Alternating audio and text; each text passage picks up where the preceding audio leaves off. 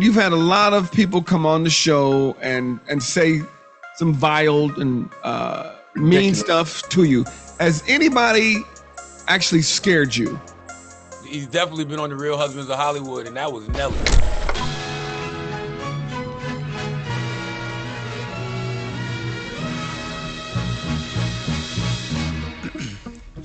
Baby girl, I'm built different.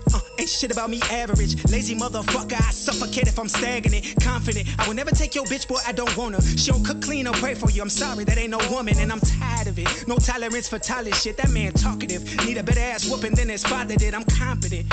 I'm a savage, not a scavenger. Baby, that ain't Febreze. What you smell is dry lavender. I'm a warrior in the garden, not a gardener in the war. No shortage, I ain't starving. Get the harvest from the soil. To carry out your call and make you a target in this world. So this part of the song go out to all the boys and girls. They go, black man, get your cash. Get it fast, but they blast at you. This your chance. Remember who you are and don't let this world change you. If you ever want to burn this whole shit down, I don't blame you. Come in. Yo, what up, everybody? This is Real Writers of Hollywood. The way this show works is that every once in a while, you just never know who might drop in. We're going to have celebrity guests. And, you know, we got a brand new podcast. So to kick it off, we got a man who's, man, this dude is like, I consider you one of the kings of the podcast world, brother. You got the Black Effect going. So please welcome into the writer's room of Real Writers of Hollywood, the one and only Charlamagne the God. From the Breakfast. Thank you for having me. What's happening? Yeah, brother. First of all, thank you for being with us, man. Like, you know, we got this new podcast we're kicking off. So I'm like, who should we start this off with, man? And, you know, we got a personal relationship, man. So I reached out to your people and you took the time to jump in with us, man. So I'm really grateful to you, man. So thank you. Nah, thank you, Wayne. Every time I need Wayne to write something or, you know, put together a deck, you always there for me. So Hey, man. why would not do this, return the favor? Yeah, man. For free? Oh, shit. We didn't know that. It's stuff we work on together. Me and Wayne got a little bit of money out here. Charlamagne's paying him so he don't talk to us no more. Shit. You know, you got to, you know, do something for free. Like, hey, one day he'll do my podcast. But Charlamagne, let me introduce you to our crew, man. We got Joey Wells, J-Dub, who opens for Kevin Hart on tour. Allegedly. Oh, Joey.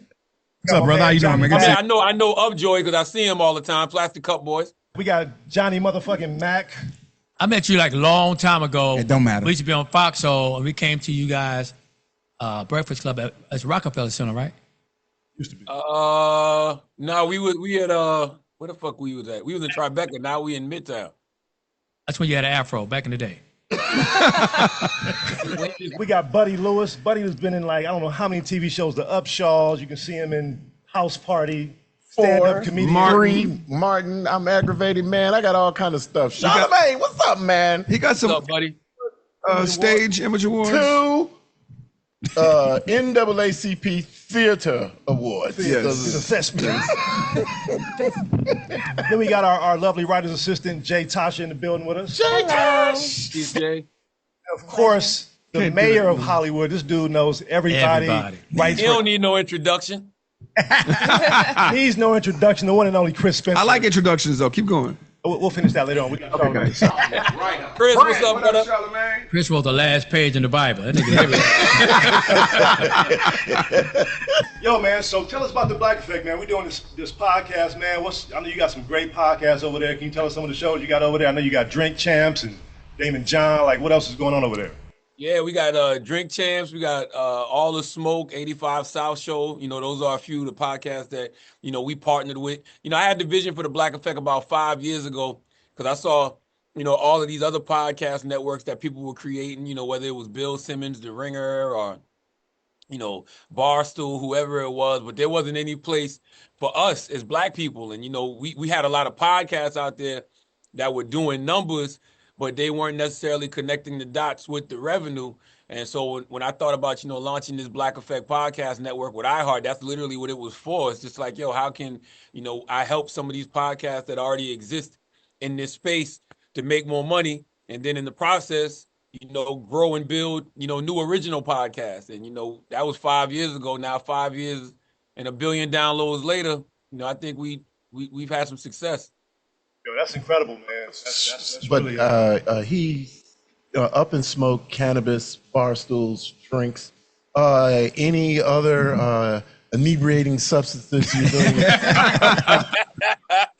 I mean, that's what people do. Like all the smokers, Matt Barnes and Steven Jackson, they big cannabis connoisseurs. Nori like his alcohol. I don't get in the way of what people want to do. What else you got going, Charlamagne? What else? I know you got the Breakfast Club, you got the Black Effect. I know you're busy, man. You got another book coming out. I got a book publishing imprint with Simon and Schuster called Black Privilege Publishing, and our next release is going to be the legendary, iconic head coach of the University of South Carolina Gamecocks, Don Staley. The name of her book is called Uncommon Favor. Charlamagne, you're known for being controversial, and you've had a lot of people come on the show and say some vile and mean stuff to you. Has anybody actually scared you? Like, okay. I never get scared of other humans. But the one person that I felt like, yo, this person will put hands on me. He's definitely been on the Real Husbands of Hollywood, and that was Nelly. Oh, shit. No. Really? Nelly scared you?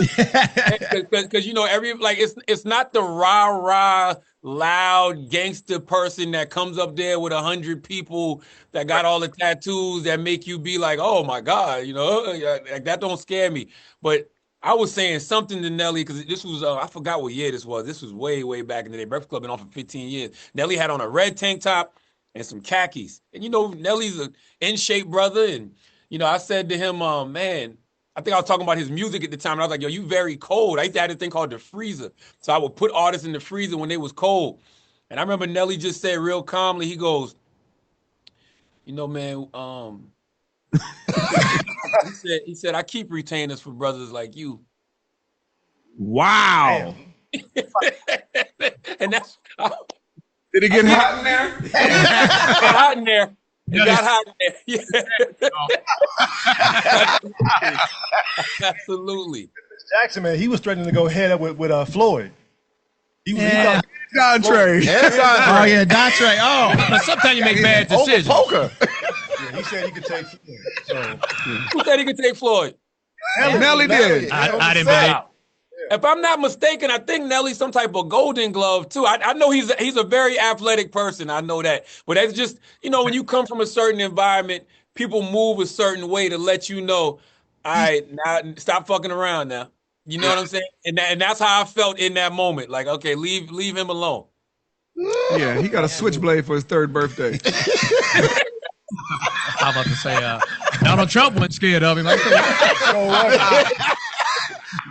Donald Trump, yeah, he invited him. Yeah, we got to bring Nelly back into the room. I got a question. You're the king of this podcast radio shit. You ever thought about doing TV or movies? Well, yeah. I mean, I've done some television. You know, I've had a couple of shows that did. Well, the first show I did worked out. It was called Uncommon Sense. I did like three seasons of that, 3 years of that with MTV2. But then I had a show on Comedy Central for a couple of seasons.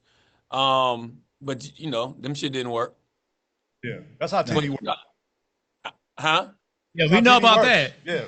Yeah, I don't even know. You know, I'm definitely producing some movies. I mean, I produced a couple already. I produced a movie called 88. That's a political thriller. That's available on Hulu right now, Hulu and Apple TV. And I was a consultant producer on this battle rap movie that Joseph Kahn did and Eminem executive produced called Bodied.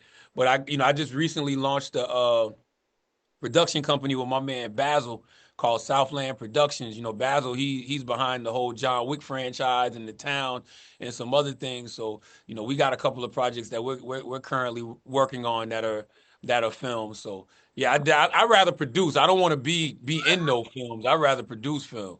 Well, look, man, the one thing I really admire about you, Charlamagne, is that you create your own opportunities, man. So we're trying to follow in that lead, and you know, the jobs weren't really calling for us, you know, black writers in Hollywood, except for Chris Spencer. I mean, he could all get he ain't lying. Chris get everything. But you know, I think it's important for us, especially as black folks, as black men, to create our own opportunities to try to feed all of our families, man. So I look to you as somebody who's in that lane who's just killing it, man. You stay working, stay busy.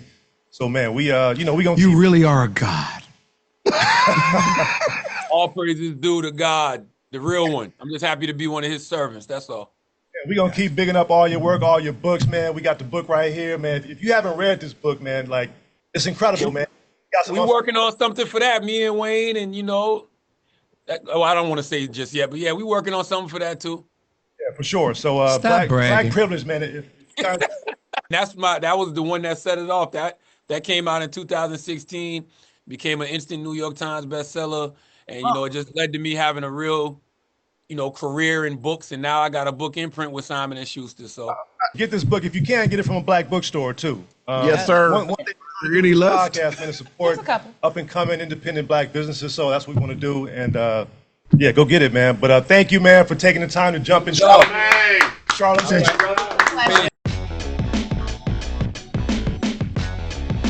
So Wayne, you was a showrunner, Real Husbands. Yeah. Killing the game too. My first time running a show. Finish with the question. You just jumped right in. Okay. Way better. Go and ask the question, Johnny Mac. Go. Now, what was I saying? A white man. Tell me what I was saying. Okay. So you was a showrunner on. It had to be a difficult show to run because you had all these great writers, all these great comics, all these great actors. What was the most pressure you had continue that room of Real Husbands of Hollywood?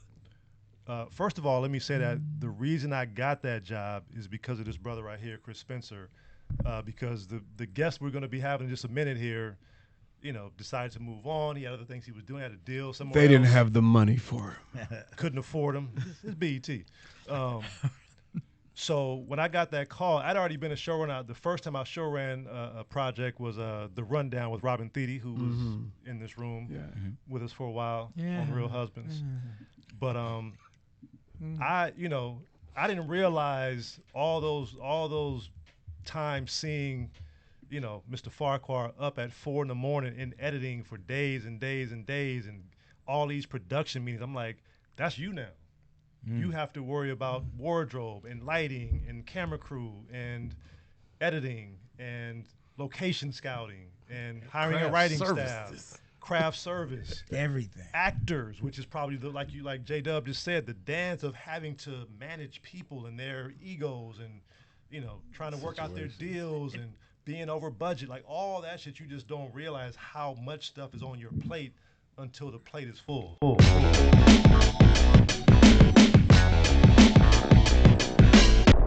Ralph always had the flyest car, the flyest crib. Like, man. Yeah, I'm doing all the things they tell you not to do. Save your money, kids. Fuck the Tesla.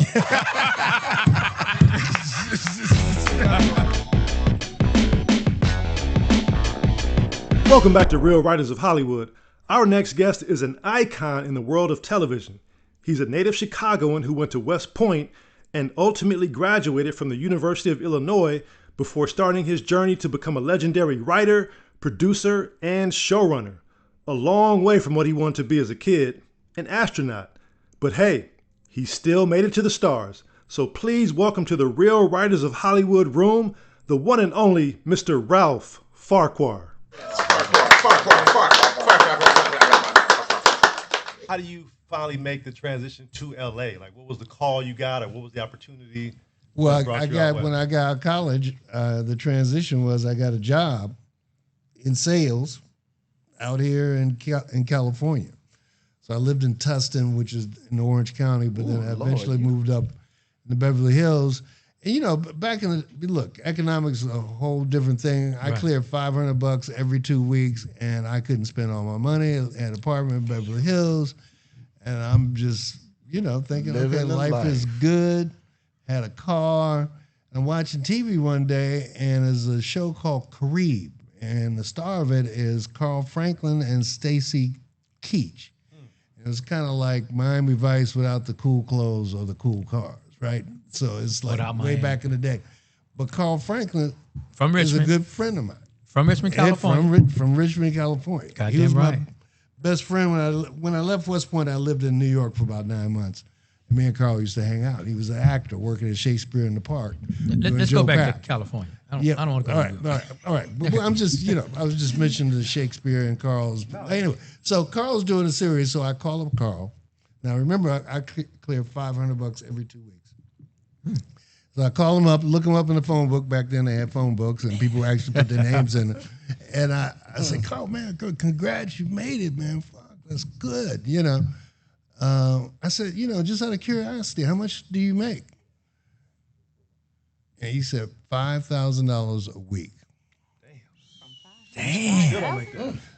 And I sit there and watched him. I mean, I sat and watched TV for about I had to wait every week for it to come on, not like today. And after about 2 weeks, I said, I think I can do this. And so I went and like I always do, I educate myself. I enrolled in a acting class. Now, I was living in Beverly Hills. How did that go? Well, it didn't look. I was terrible, but it was. Wait. Hey. No.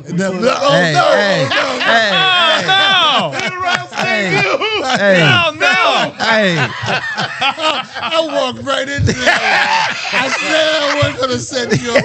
What did you say? Oh my God! What up, young blood? Oh God! That was your only line? Zoom in the route. Hold on. No, we got a video. You got to make them talk. Yeah. Oh shit! No! Oh no! Hey, No, you got a video, shut up, Kevin Hart. No! Don't play the video. I'm leaving. Oh God! I can't stand it. Oh, this is terrible. Baby, I don't get it. Ain't no blood on it. See any blood, Skeeter? That was your only line? Look, What's up, young blood? no, it was my first. It was my first audition. I got a movie. Is that before Cooley High or after? No, that was after Cooley High. That's Cooley Junior High. Cooley Junior College. Me and Larry became good friends as a result of that because I had no idea what I was doing. He was a star, Youngblood. Yeah, he was a star, young blood. Very natural though. He did real good. Yeah. And you had a nice colored jacket. You It didn't was have the to pick. worst. You had to bring your own wardrobe. It was a low budget. Geronimo? What's the name of the character? Yeah, Geronimo. Art Evans was in that movie. Ron Neal.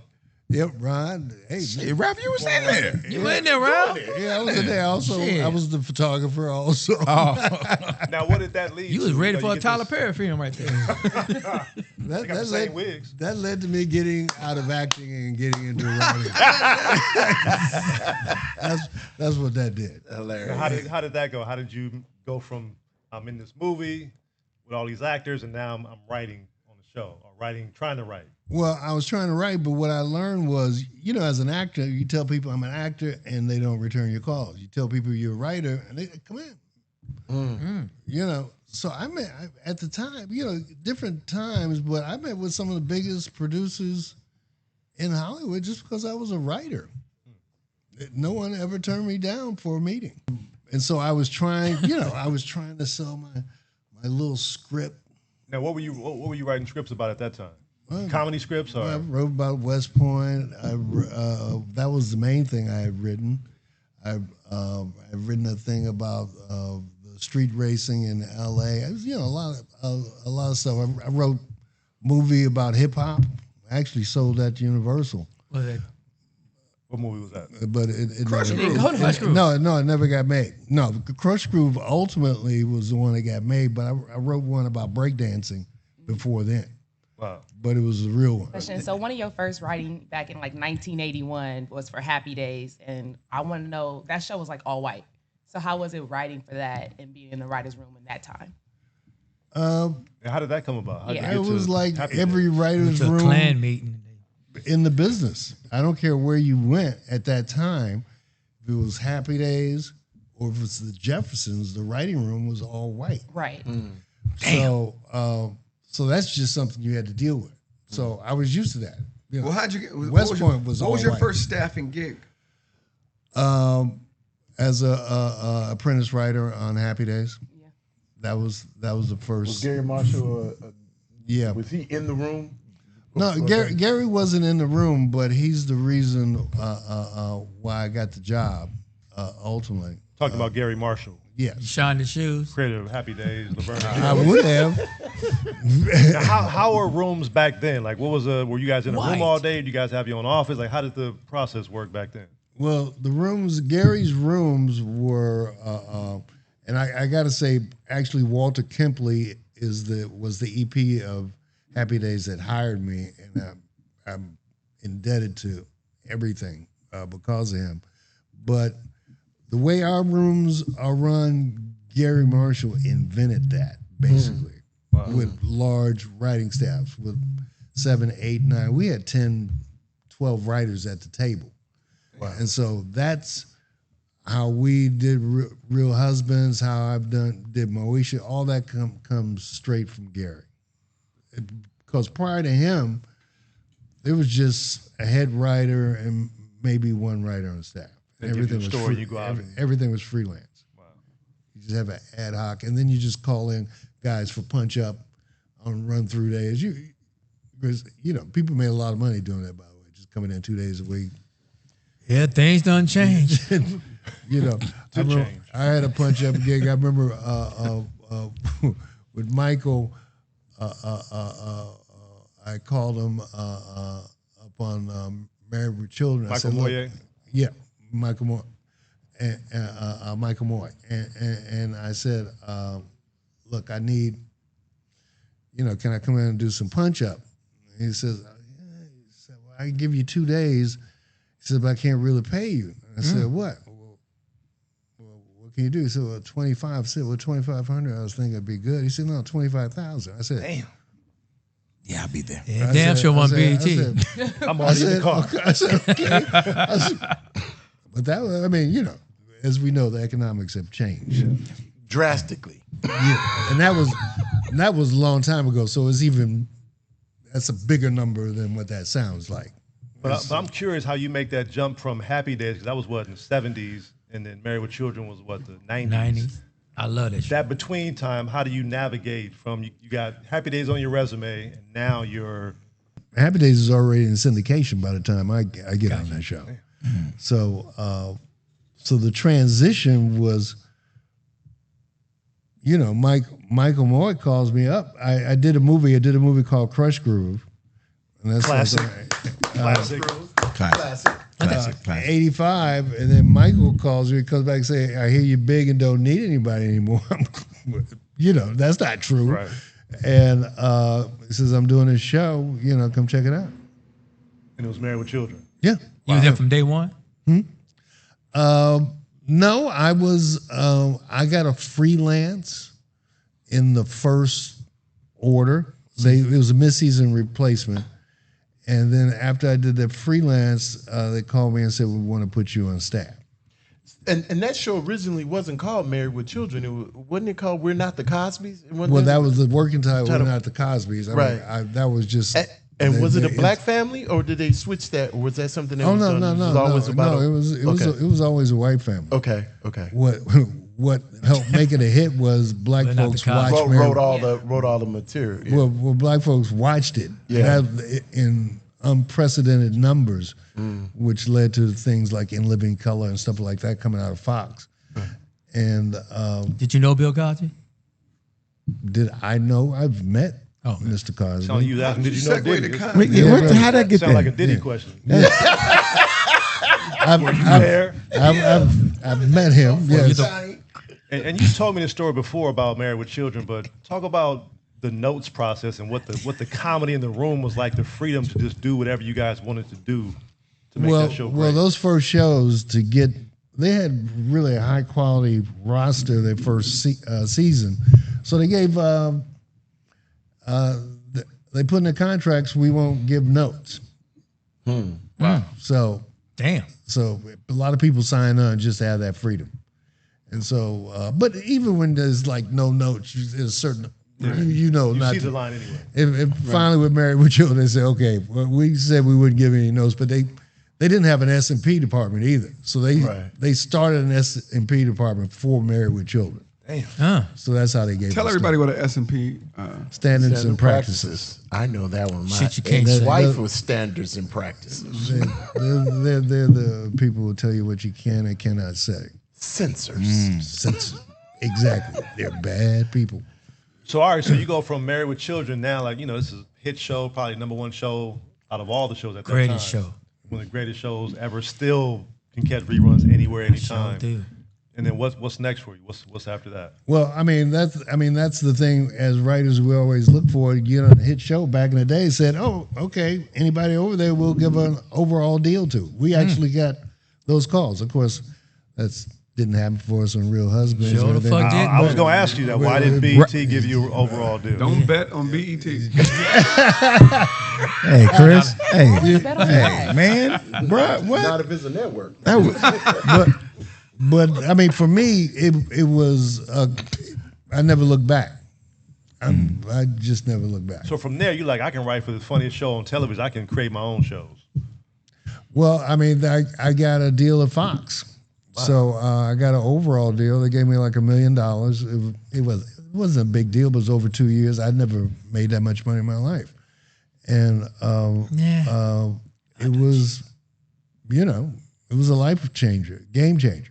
Yeah. But then so I get to Fox. I had my contract. I didn't have to do anything that I didn't want to. Mm-hmm. I only put it in there because I heard somebody had it in their contract, so they gave it to me. And that led to the Parkers or Moesha? No, it led to me sitting there because they called me in for every half-baked black project they had, which was terrible. Some of them which put me in a bad position because it was people I liked, but I didn't want to, personally, I didn't want to say to them, your show stinks. Yeah. So, wait. So what? Yeah, I'm about to say what show sucked. Without saying names, though, what made those shows so bad? Well, they were all usually created by white writers, and they just had no groundedness in blackness at all. So, and they just weren't good. I mean, look, comedy is different. Married with Children is a style of comedy we don't really do anymore, for example. But it was at the top of his game because it was funny as shit. And they were doing things which weren't interesting at all, and I was passing them. And my agent said, Ralph, well, you got to do something. I said, no, I don't. It's in my contract. I already cashed a check. And I said, okay, all right. I said, what's the biggest white star they got?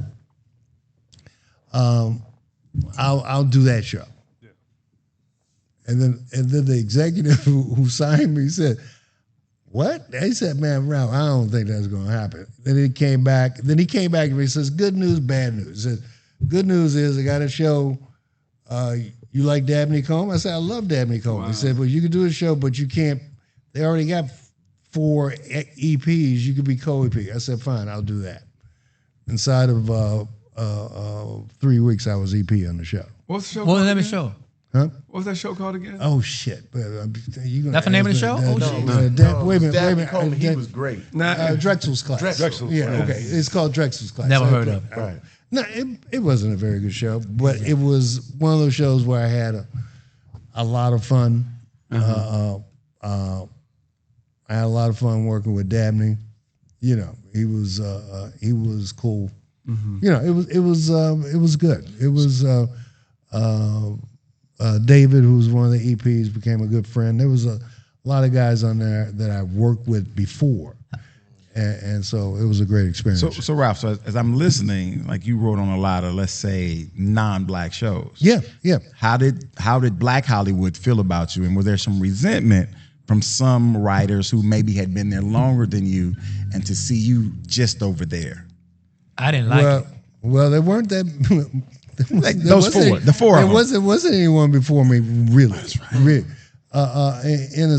There were, but they just did not get. They would have resented if someone had resentments. They would resent everybody in my class, and I was like me, Winifred Irving, Bill Bulwer. We were kind of the group. Right. Yvette came up. She was a little bit behind us, but she jumped out in front of us. She was the younger writer who just smashed it with her first show. With Living Single? Yeah, with Living Single. Yeah, Yvette Lee. So prior to us, there was literally no one. I can give you my idols. Lonnie Elder III wrote Ceremonies and Dark Old Men, wrote Sounder. He never got the opportunities we collectively have had sitting at this table. Mm-hmm. And let's just say he's a far better writer than any of us. Okay. Yep. Not he funny. never Lewis. I'm in the top 1,700. I know that. One question that I heard you say, you said, I'm a writer. You can get more meat. They never turn you down. Never. So why you turn us down? Damn, you're not a writer. Well, I've been trying to get over there. Didn't I spend several months going from place to place pitching with you, Johnny Mac? He helped you out, Johnny Mac. Did I turn you down? Did I not return your That's phone true, Johnny. call? That's true. Did I not go out? In the last 3 years. I agreed. It was worth hearing the stories from Jamie. Yeah. But hey, that with was you, yours. wasn't that? That was your pitch. That was your pitch. You know what? I think the thing that makes you a legend, Ralph, is the fact that there weren't very many black writers, but you were confident enough to go to the white executive and say, "Give me the most popular white actor, and I want to do a show for them." Like, where does that confidence come from? To be like, look, I know I'm great, so pay me and give me the show. Well, I mean, working on white shows, I hate that term, white shows, but working on shows run by and created by white folks, I saw what they had. And I saw the demands they had. And I knew what they respected and what they didn't. My heart, everything I've done myself, generally have created has been in the realm of blackness. Right. But back then, there were no black shows. Or very few. So, and those were run by white showrunners. Yeah, right. So why restrict your possibilities by just going out and applying for those shows? But in that particular situation, I felt like, okay, they were just seeing me as a black writer, which is, look, that's fine, but they didn't have good black shit, and because they weren't making shit for black people by black people. So why waste your time with that? So that was my whole thought behind it. How many shows have you created? I haven't created that many shows, but they all hit. Mm-hmm. People work on a lot more shows than me, but I come on. We did South Central, which didn't hit, but I love that. Was that just one season? Yeah, it was like eight episodes. People sleep on that show. J-Lo, Cliff Powell, Lamont Bentley. That show wasn't shit. I saw it. Lorenz Tate. How did that come about? Plumber, right? Glenn Plumber? That was a movie. Yeah. No, that came about because I was in my overall deal not doing anything because it was in my contract, and that was just like great thing you could have in your contract. So it was like and Rose Catherine Pinckney was one of the execs at Fox. Who's at BET now? At the studio. Still there? Yeah. Yep, and she came and says, "Ralph, I want you to do something with Michael Whitehorn." I'm saying, I'm not doing anything with a white boy. I'm just not doing it. She said, "No, Michael Whitehorn." He's a white boy. Oh yeah. Okay. And so I said, "No, you meet him. You like him." So I meet Michael. I like him. We get. We get along right away. And so Michael had this idea about doing a show about a black family, single mother, head of household, black family in South Central. And I'm going, okay. And he says, but I'm got these focus groups where we meet with people. I said, Michael, I don't need a focus group about being black. I grew up in projects. I am the focus group. Yeah, right. Right. But fuck your group. But he said, well, come on, please, if you want to do this, just go along with me. And so it was at the church, I forget the church, right off of Adams. First AME? Yeah, the prominent. Cecil Murray? Yeah, exactly. Yeah. We went there and we had groups. I'm from there. And I was so glad, it was one of those things which just like enlightened me, you think you know, but then you don't know. And then we interviewed single moms who were head of household. Then we had their kids. I even had my son participate in one of the panels because he used to live with his mom a lot too, and she was, you know, a single mother, head of household. So it was that sort of, you know, allowed us to come up with this very gritty, very real, because we took these stories and put them in the blender, and came up with this show, which was, I think it's probably the best thing I've been involved with. South Central? South Central. Yeah. It was a good show. I mean, I think the amazing thing about that is that you can take all that grit and that realism and make it funny. You know what I mean? Like some people might think that's a depressing story, oh, single mom, head of household in South Central, but you find the humanity and the humor. Like how did that, were you just natural at that, or just how did you develop that skill? Well, we kind of, everything about it was, and we don't get a lot of credit. When I say me, we collectively in the shows we do, when we completely reinvent what we're doing.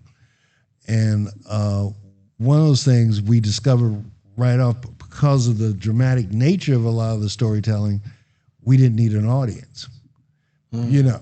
And in fact, it would kill the humor, because people would be laughing at shit that wasn't funny. Right. But it was like nervous. So we got rid of the audience, and then we just started doing like Seinfeld. We built sets all over the stage. The main set was built so you could shoot 360 degrees in it. Mm-hmm. We did a lot of handheld stuff. We was multicam, but we did handheld. We went out and we shot single camera exteriors. John Demps was our DP. He was killing it. You know, we would go out and do that, and people would go and say, "Hey, well, you can't do it. We only have the cameras on Thursday and Friday." You know, I said, but my producer, who was a brother who came from like indie producing, pulled me in the side. He says, "Well, you know, we actually have them on Wednesday too." I said, "Well, we do? What?" He says, "But they don't have to come in." I said, "Why?" He said, "Well, it's a tradition. They get it's called 3 for 2. The camera crews got 3 days for two days work." I said, "But I'm paying them for Wednesday." He said, "Yeah. So I can call them in." He said, "Well, if you want to, but it's a tradition." I said, "Fuck a tradition." I said, "You got the same contract as you. They ain't got to do nothing." I paid them for 3 days. I want them to work for 3 days. So then we would go down Leimert Park, South Central, and shoot on those days. And so we started coming up with this style of blending of multicam with single cam technique. Wow.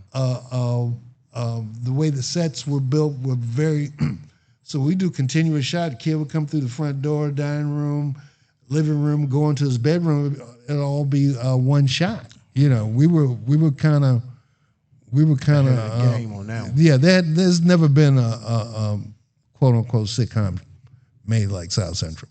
Never. Wow. Not before or since. Do you think that was one of the reasons why they said we don't want to do anymore? Was it going to become expensive, or was it? No, black people went crazy. No, black people went crazy when we aired. They were like, "This." They were like, "What the fuck is this shit?" And that's what I said. and it was interesting arc of how it happened. And again, back in those days, you know, how you're in the studio, you didn't have, there was like a direct, there weren't any direct lines to, you had to go through the switchboard to get to a production. Mm-hmm. You couldn't just call up, you know, Chris Spencer working on a show at Fox. It had to go through a lot of people. Somehow black folks found out how to get directly to our phones. Black folks gonna find a way. God. And we were getting calls. We were like fielding when it aired. We were fielding calls where people were like, "Motherfucker, what are you doing shit?" So now every week it airs, every writer is on the phone. It's like therapy. It's like It's like therapy. People are like going off. They're like, "This is why are you doing this?" "Well, it's true." Well, why are you airing our dirty laundry?" And blah, blah, blah, blah. And eventually, but it changed. It changed when we had the episode when the dad came in. And everybody said, "Well, that was true." You know, when it came to that. All right, so South Central gets taken off the air. Go ahead, Johnny. I'm gonna say, how did it get to Real Husbands? Oh, we got. But before we get to that, I want to talk about Moesha, Parker. I don't want to talk about that shit. We gotta talk about it. It's the real writers of Hollywood. It was one of my shows. It's my time. Well, South That's what I grew Central. up on. South Central kind of paved the way for Moesha because South Central is how I got the cachet to be able to do Moesha, and where people wanted to listen to me because we got South Central was a critical success. Okay, in a major way. So and out of that, Sarah and Vita called me up and asked me if I can help them with a project they had at CBS Productions, which is the studio side of CBS. Had been in development, and CBS was pulling out, and they wanted to know if I could do anything with it. So sat down with them. We totally, reimagined it, if you will, from their original pitch, and went in to pitch it at CBS. And David Himmelfarb was the exec who had just started. And when I tell you we started the pitch, I remember Sarah started the pitch, and we might have been 20 seconds into the pitch. He says, "Okay, I get it, sold." Nice. And what was that first line, though? Johnny Mac. So I'll never forget, Sarah just kept talking. I said, "Sarah," He said, "Sold. Don't fuck it up. Only thing that happened now is you fuck it up." Goddamn divorce hearing, bitch. We got it. I'm on the phone with Brandy right now. Don't say nothing else. I'm on the phone with Ray J. So that was unusual. I'd never experienced that before. Well, I'll tell you what, Ralph. That was my first job in the business. I was a production assistant on Moesha. And for anybody around that time, at that time when I came, the second season on the Sunset Gower lot, the room was all black and one Latina. Like I had never, I don't think I've seen that since, except for Real Husband. Except for Real Husband. Jamie Foxx. Of course, but that's because of Ralph, though. But Wayne, Jamie tell the Foxx real was reason all why you were there, because he was our ringer on our on your basketball team. Basketball. when I got into it with Jamie Foxx. I remember that. Yeah. Yeah, I'm gonna bad, Chris. You basketball league, you were there because they needed a ringer. Hey, Wayne like, I'm going on. You just got to get in. How you get in? You gotta get in. And I remember Ralph called me to his office and said, "So what do you want to do?" And I'm like, "This is my moment." Play point guard. I'm like, power forward, Ralph. I'm like, I damn sure don't want to pick up coffee and lunches all day every day for the rest of my life. So I said, I think I want to write, man. He's like, "All right, write me a script." So you was already on there. I was already working as a PA. Got you. Did you know him as a PA? He was one of the stars on my basketball team. You just said that. But I think, me playing basketball, I was like, okay, this dude's cool. Like, let me know what you want to do. Yeah, because see, all the shows, you had like a league with softball. It was basketball.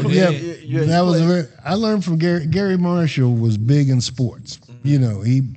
He played on the softball team when we played in the entertainment league. He had a weekly basketball game at his house, which I never attended because I couldn't play. But he couldn't play baseball either. No, I can play baseball. I was on the basketball. I said basketball. You gotta listen. Can you hear him from I think he need hearing. This is the same. This is the way it goes in the room. This is why you got This one was more. the room. This why This was the room. This is This always why- the room. Chris, tell her she got one more and it's gonna go bad. Yeah. That's why I didn't hire you at Disney. You're here. The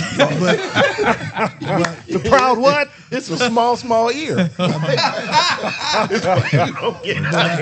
I asked Gary about, why would because he was a big sports guy, but his whole thing was he believed people played the way they worked. And so that's what he took it.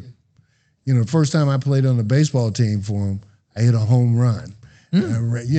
I stole a couple bases. I was doing my thing, and he came to me the next day. I come to work on Monday. He comes up to my desk because I'm the assistant, the writer's assistant. He says, "So what do you want to do?" I said, "I want to be a writer." He says, "Okay, well, this is what we're doing this season." He broke down the season. He says, He said, anytime you want to come and pitch an idea, come and pitch to me. And I pitched to him every week for 2 years till I learned how to pitch. Because I was unable to sell him anything. Yeah.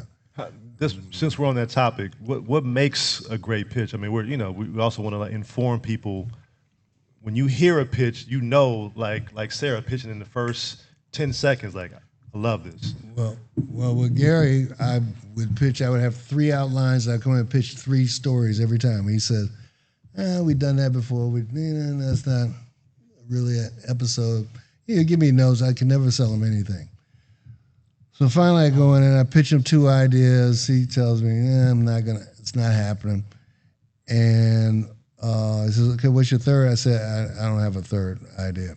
He says, "Okay, well, better luck next time." I start to leave. I say, "Gary, but I had an idea, and I can't quite figure it out."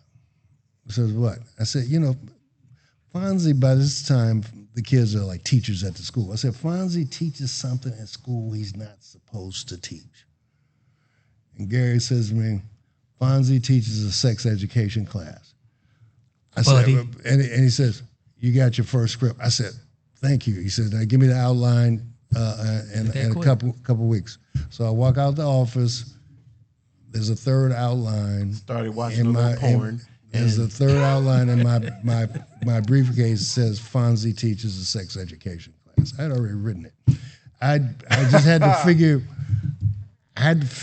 What I had to learn over that 2 years. It had to be his idea. Sound familiar, don't it? Whenever you're pitching, and that's the extreme. And I'm not saying an extreme, it needs to be their idea, but you need to get whoever you're pitching, if they're vested in the idea, then you're going to have once they start pitching on your idea, you probably sold it. If they just sitting there can't wait for your ass to get up out of there, you ain't sold nothing. But if you're pitching in a way, and I always encourage people, say, don't pitch everything. Leave room for someone to jump in and be part of it. Yeah. Now in your pitch, not for Fonzie's show, do you go characters then story? I mean, you go story then characters. How do you pitch? It depends. I do a lot of different ways. I pitch where I do characters. I remember when Bruce and I, it's funny when we Bruce who? Bruce Smith.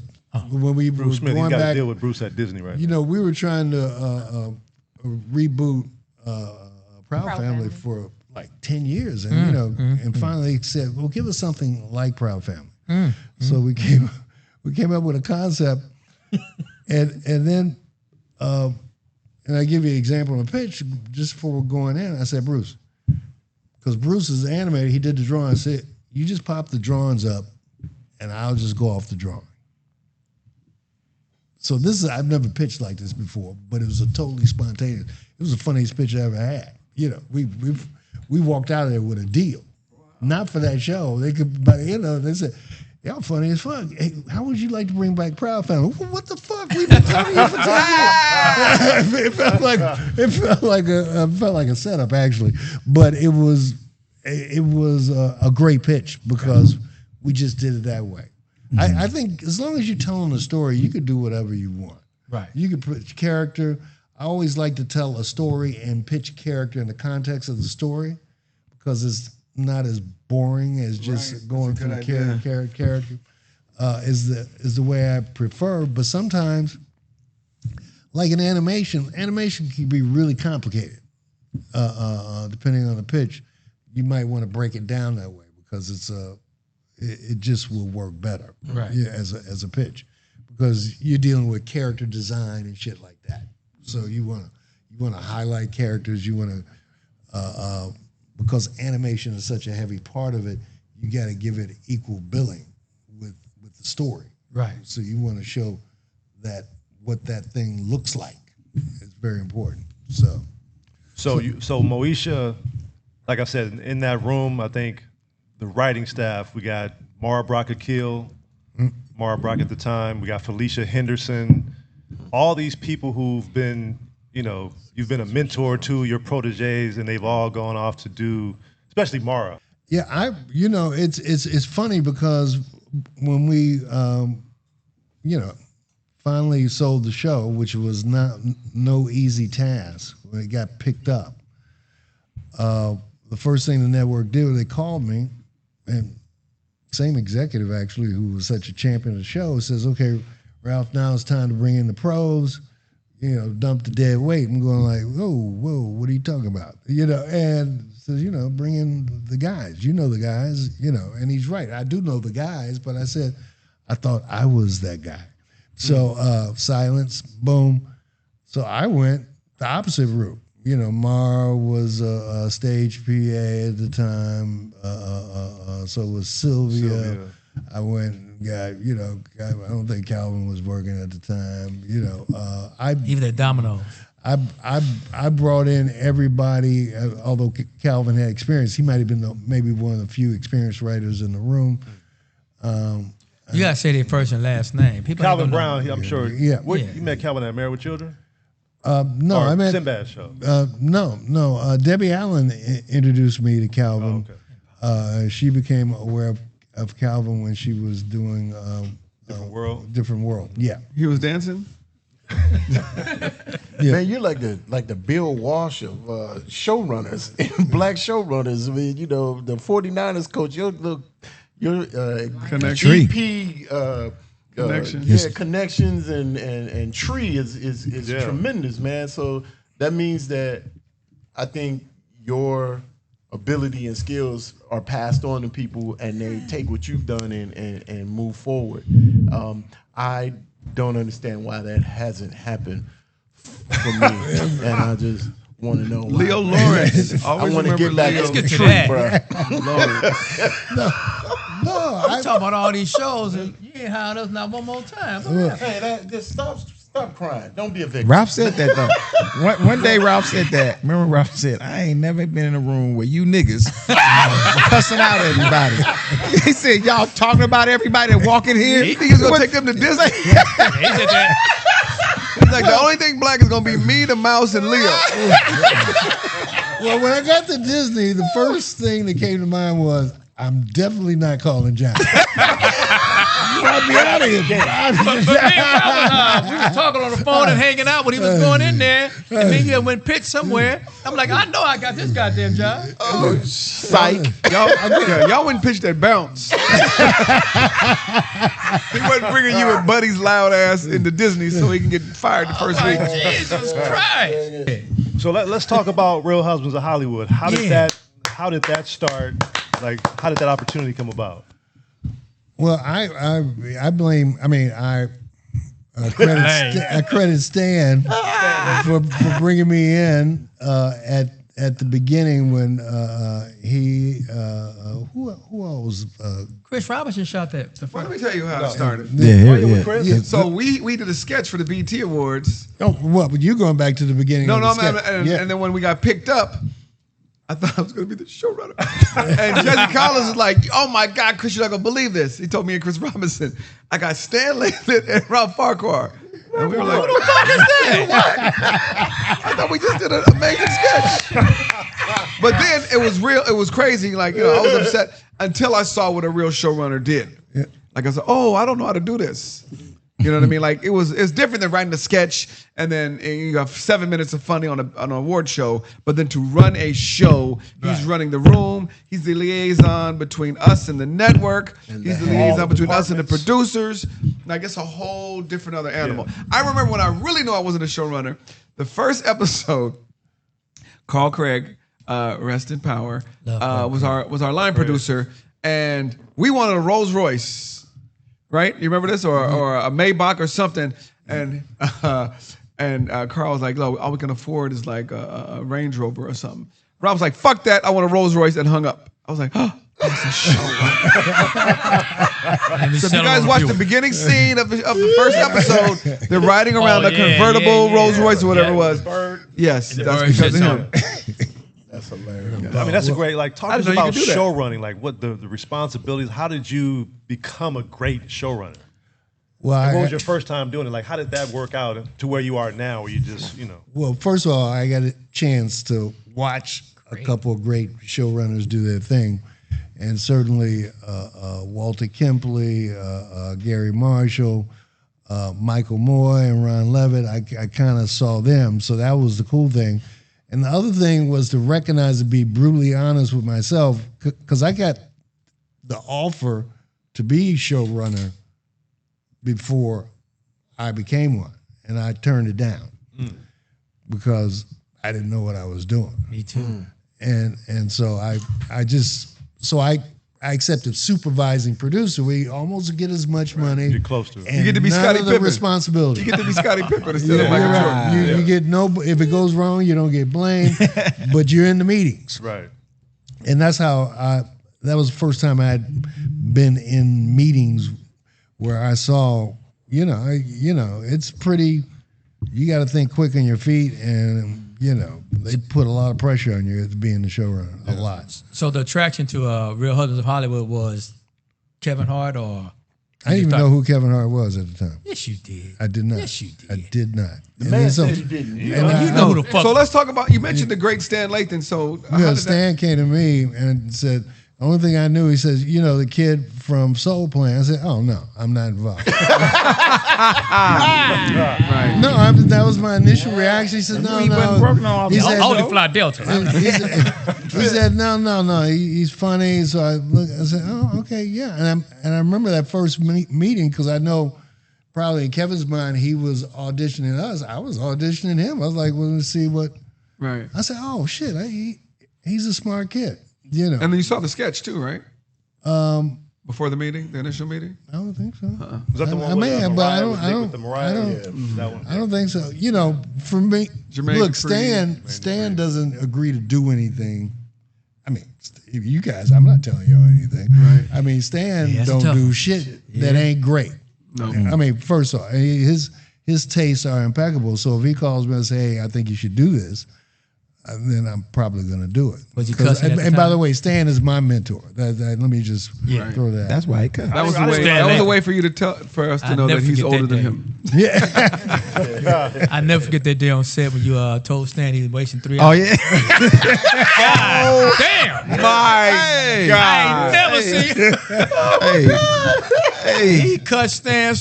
He cut Ralph so far out. I was like, God, And Ralph damn. was laughing. Then Ralph came back and I said, now why did you go over there? He had no business going over there. Hey, Ralph said, Stan is impeccable about his set. He's looking at everything. And he said, how about that? I heard Ralph go, nigga, shoot something. Damn. Exactly. You done been in this motherfucker 3 hours. Ain't that shit. There you go. But you can't push them buttons on stand. Oh my God. No, you can't. No. Although Stan's funny when he gets mad, though. Oh my God. I'm just trying to figure out what makes you say yes. Because to real Real husbands. husbands. After I met Kevin, I just thought he was, Talented. talented, smart, something special. Whatever that it factor is. And we laugh a lot, we kid a lot, but it was the most enjoyable show I ever had an opportunity to do. We got to do what we wanted to do. In that writer's room. Yep. Writer's room was just funny. The writer's room was funny as hell. Not always useful, but funny as hell. I always like Buddy, who could pitch his ass off, but would never put it in a script. He's like, it's in there 75 pages somewhere. Johnny Mac, who came in with these impeccable scripts, which you knew he didn't type out. Yes, I did. Whoever he met that night. Joey, who could have been the little asshole, star spy, turned out to be. I said, "Oh shit, you can actually do this." We talked about it because I said he could be he had the talent to be a showrunner. None of the rest of you. Joey, did. who? Remember we had Robin Thede came out of that room. Oh, Robin Thede. We that was interesting. Yes, she's doing very, very well. David A. Arnold was in that room for a minute. Chris squeezed us in his busy schedule. Chris will show up to work with golf clubs. We should tee off. Meet at around 9:30. But I gotta say this because this is like no small thing because Chris can reach out and touch anyone. Anybody. Man, One of yes. the You want biggest. Chappelle? You want Chris Rock? Yep. Boom. One of the biggest You want things to John do a Belushi? show like Real Husbands, which depends, if it's Dave Chappelle, we have to have Dave Chappelle, but we can't recast the fucking part. Right. And so if we don't get these people, we're dead. Yeah. And Chris could deliver, I think, anybody. I mean, I think Chris Brown was the funniest one to me because he had a fucking ankle bracelet. Just got out. That's still kind Chris Rock. And was a sweetheart on top of Shaq. it. Which was hysterical. I don't. Shaq is hysterical. Yeah, Shaq. Man, I just remember hearing Ralph tell y'all was having a little side conversation. Ralph's like, "Go get him." Chris like, "All right." And Chris just disappeared. But you know what? I will say this: we've had great actors, great guest stars on Real Husbands.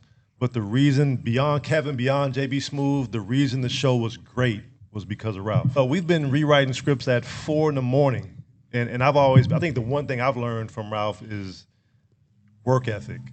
I mean, to this day, you see he's trying to get up out of here because he got to go to work. But how, where do you want to go from here? You've done so much, helped so many people, put black television really on the map. Like, where else do you want to go in your career? Like, what's left for you? Like, what inspires you to keep going and creating new things? Well, not much. I'm 73 years old. So Are you really? Yeah. Damn, so you ain't aging well. I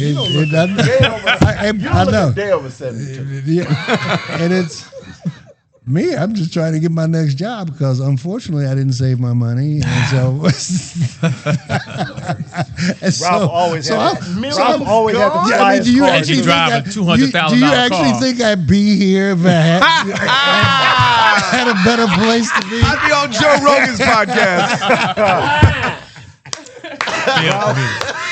Ralph always had the flyest car, the flyest crib. Like, man. Yeah, I'm doing all the things they tell you not to do. Save your money, kids. Fuck the Tesla.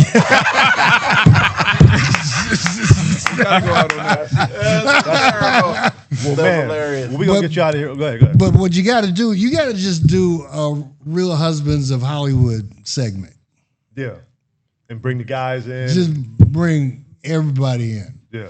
Because this Real Husbands is the funniest show on TV. Bar none. Still. I mean, you guys, seriously, you guys are like, unfortunately, unfortunately, Johnny Mac is fucking funny. Okay, I look at people and I go, "Hey, you're not as funny as Johnny Mac, so I can't fuck with you." You're gonna get us all fired, but you're funny as well. Yeah, right. We can't let you out the cage. What was you almost get me sued with the comedy. The sister was there. Oh yeah. 15 minutes. I didn't know. Oh man, I didn't know. Remember writer's assistant. The writer's assistant. And we came back from lunch. And he quit by lunch. Yeah, we came back from lunch and he was gone. I didn't know. I'm gonna tell you one thing Ralph said to me. I don't know if it was mean or good. Probably mean. He had put us in. We was at Paramount. He had put him in his office. He said, "Every day you give me a reason to fire your motherfucker.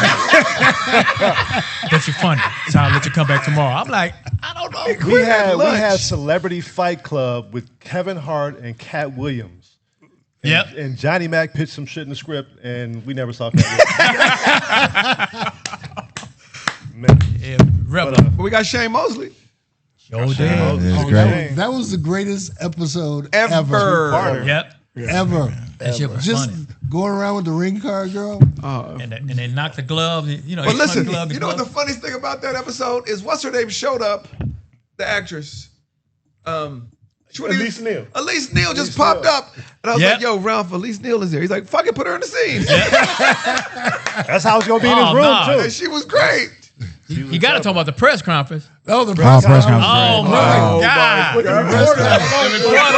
That was classic. It was like your suit don't fit. That Chris Rock episode was I was in that one, yeah. Everybody go around and say their favorite episode. Oh, man. That would be mine, would be the fight. Shane Mosley. That's the first time on TV somebody ever said, "Fuck them kids." Yes. Just because we were in it, the one where we were in the room writing, and they fired you, and you got up. Right. They fired me and Ralph, and then you, Harry, but and Ralph said, I was like, this nigga be throwing the nigga word out here. And he just took the play. I was like, oh, Ralph can act. Ralph is in there. I think there are a couple episodes because Ralph, being the, just sort of creative spirit he is, like, let's have Robin Thicke turn into Terry Crews. Oh, yeah. Wow. And we were like, is that the kind of shit you can do on this show? And it just totally took the show. Stephen Hill hated it. I mean, the episode where Kevin gets hit by the truck. I mean, all those kinds of things. Walked on the hot coals. Hot coals. The funniest thing was like every week we were, people were like, man, I didn't see that episode. We would kill Kevin or previously on. We would injure him, and they're like, man, I didn't see that episode. The reason why they didn't see him because they were fake. They were fake. We were fake opens. Fake cold opens. Previously on. Well, my favorite. That was so great. Yeah, that was always funny. People would call us and say, I didn't see that episode. We're like, this is not Nigga, real. I will call you and say, I didn't see that episode. Well, my favorite was the first episode. And why? Because if you guys remember, they had a big screening downtown. It was at the Regal Beagle, or whatever the name of the theater. But the Regal was Gold, whatever the show before. Second generation Wayans, right? Yep. And they went first, and nobody laughed And at silence fell over the land. And I sat there. I thought, oh fuck, boy, this is a rough audience. TV doesn't play in a theater. Maybe I said, oh fuck, here it goes. And we get up there. What's the little kid? The little fat kid? What's his name? When Fat Jesus. Fat Jesus. When Fat Jesus knocked Kevin out. My son is in that first episode. That's right. When Kevin got right from the start, when the pigeon shit on Kevin. Oh yes, in the Rolls Royce you got. In the Rolls Royce. This audience went berserk. Yep. That was I'd never seen anything like that. No. We were all there. Yeah. And it was the best intro to every character, the way we shot it. He was on the grill doing this, and he was doing that, and you know what I mean? And then we had the fake lower thirds. Yep. My God. Every week that was fun. I've never seen that happen at a movie in a theater where people laugh like that. Right. Yeah. For a TV show. That was a great Ralph room, Farquhar, you are the greatest showrunner I've ever seen. Yeah. Hands down. But there's only 2 shows, right? You're still not coming to Disney. Yeah, and I'm colorblind, so I didn't get to speak. No, you're great. Oh, I appreciate you, Ralph, man. For inspiring all these people. This shows you what kind of person everything. Ralph is. I called Ralph or texted him last night. Man, we can't wait to have you on set on the podcast tomorrow. He's like, wait, when? He said,